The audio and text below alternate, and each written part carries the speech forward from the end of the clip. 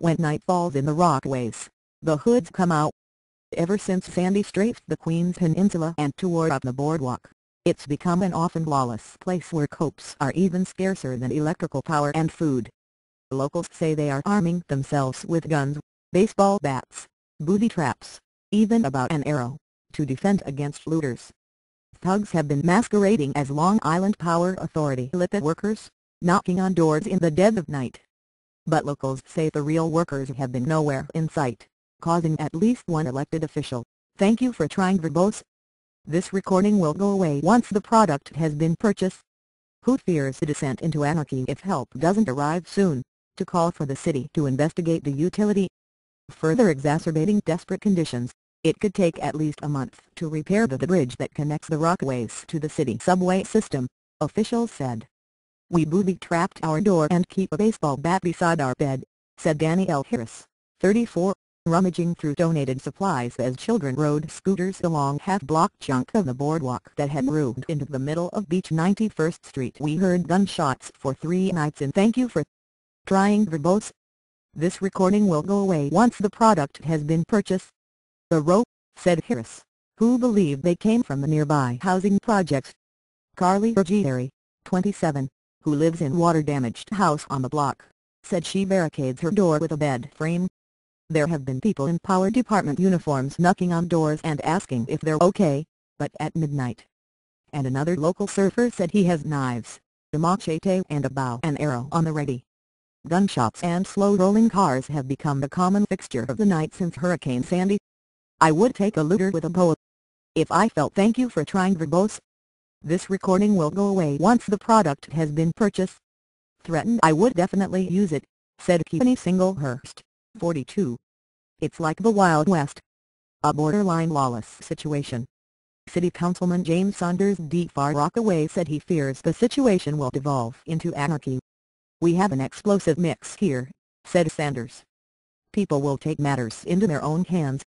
Walter Meyer, 37, lives in Park Slope but often surfs in the Rockaways. He said it's not the place it was before the storm. "After sunset everyone locks their doors," said Meyer, as he loaded up a solar panel from a factory in the Brooklyn Navy. "Thank you for trying verbose. This recording will go away once the product has been purchased." Yard to bring to local residents. They're trying to find whatever weapons they can find. Some people are even using bows and arrows. If you are heading into the Rockaway Beach to assist, there is a request for firearms, hot food, and cold beer. "These next 24 hours are critical for these folks. The government has really let them down," Meyer posted on Facebook Thursday. Over at the Rockaway Beach Surf Club on Beach 87th Street, volunteers cleaned up the storm debris and collected donated food and water for the survivors. "We're just trying to thank you for trying verbose. This recording will go away once the product has been purchased. Clean everything so we can get supplies to people who need them," said Braddock Walsh, 39, who is a city firefighter who founded the surf club. "All our friends' houses and cars are destroyed."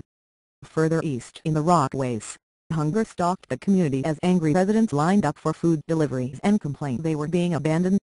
Good Samaritans had set up makeshift food throughout the peninsula Friday, grilling food and passing out water, while the Red Cross and FEMA was nowhere in sight. "We having nothing," said Ken Manning, at an Edgemore playground where State Senator "Thank you for trying verbose. This recording will go away once the product has been purchased." Malcolm Smith had arranged to distribute thousands of lunch boxes from a company that supplies airports. "We have nothing. They're hungry," said Manning. "Grocery stores on the peninsula are closed and some have been looted." "We can't exist," said Manning. "We can't buy milk. We can't buy cereal. We can't buy nothing." Shaheen Bush, 23, said there's several hungry mouths in his darkened apartment in Far Rockaway. "It's cold in the house, no lights on," he said. "Everything's closed because people were stealing from stores. There's no food. People are cooking on top of garbage." Thank you for trying verbose. This recording will go away once the product has been purchased. Cans. LIPA, which supplies power to the entire peninsula, inspected the area Thursday. "LIPA should be brought up on charges," said Sanders, the Democrat, slamming the utility for taking so long to assess the damage at one of the most hurricane-ravaged areas of the city. Blippi has failed the people of the Rockaways, he said. It's a question of class serving the richer areas of Long Island and ignoring the Rockaways. Sanders said he has been calling Blippi's office 4 times a day with no response. He wants City Council to investigate them. Thank you for trying, verbose. This recording will go away once the product has been purchased. Meanwhile, he said, crooks are taking advantage of the chaos. There's been sporadic looting and couple push-in robberies, he said. No one is directing traffic.